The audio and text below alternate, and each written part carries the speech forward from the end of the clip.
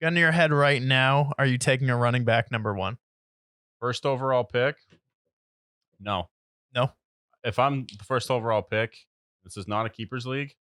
I'm taking one of these elite wide receivers because honestly, you get a Justin Jefferson or a Jamar Chase, kind of changes your team a lot because then you can get a pretty solid running back. I mean, Kenneth Walker is going to be a second or third round pick. Damian Pierce, as long as you have a formidable running back core, you're going to get a Justin Jefferson who's going to average 25 points a game, or a Jamar Chase who's going to do roughly the same. And your team's going to just be super explosive. And then come around to that pick again. Maybe you draft a tight end. You go after Travis Kelsey. You go after a Patrick Mahomes. You go after one of these guys who are the top of their position.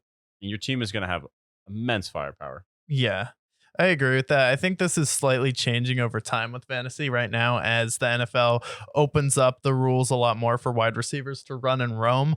And we saw Tyreek Hill, Justin Jefferson, and Jamar Chase all have career years last year. And I think just having an elite wide receiver is so much more valuable, and there's so much less risk where I feel like elite wide receivers get hurt at a less clip, at a less high rate than running backs do. And I feel like taking a running back right now is such a risk because like Christian McCaffrey is the consensus overall pick, but he's been injured the last few years, has a lot of wear and tear on him. Jonathan Taylor's in the top 4. You have Derrick Henry in the top 10.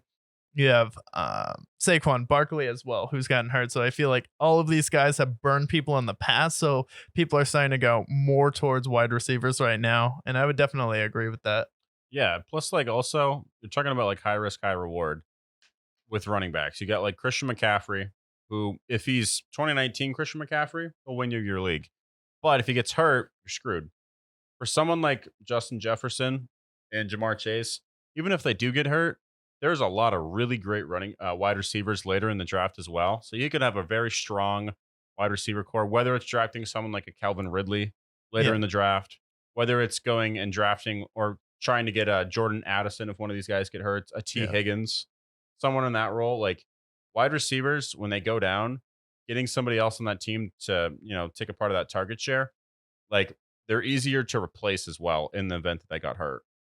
Yeah, I agree with that. And it's also if you have multiple good wide receivers, like you said, maybe you need a running back, but you can get someone off the flex who may be worth it. And then you can get some extra wide receivers and some of them go off. Then it's a lot easier, I feel like, to trade some wide receivers. If someone like a Justin Jefferson goes down on someone's team or a Tyreek Hill or Jamar Chase, then you have some receivers to offer. And then you can really twist their arm about getting an elite running back in return or just a 2. Yeah, and I mean, last year I was lucky enough to have Garrett Wilson and Amon-Ra St. Brown and Christian Kirk, so I was able to use one of those guys and get T.J. Hawkinson because my tight end position was weaker because of Darren Waller being hurt, like Yeah. he was all season long. But with the ability to have a strong wide receiver core, you're able to bolster some of the other needs that you have on your team. Yeah, I agree. And that's definitely a good wrap. So, not taking a running back number one overall. Do you think that's crazy? Do you think it's dumb? Let us know down below.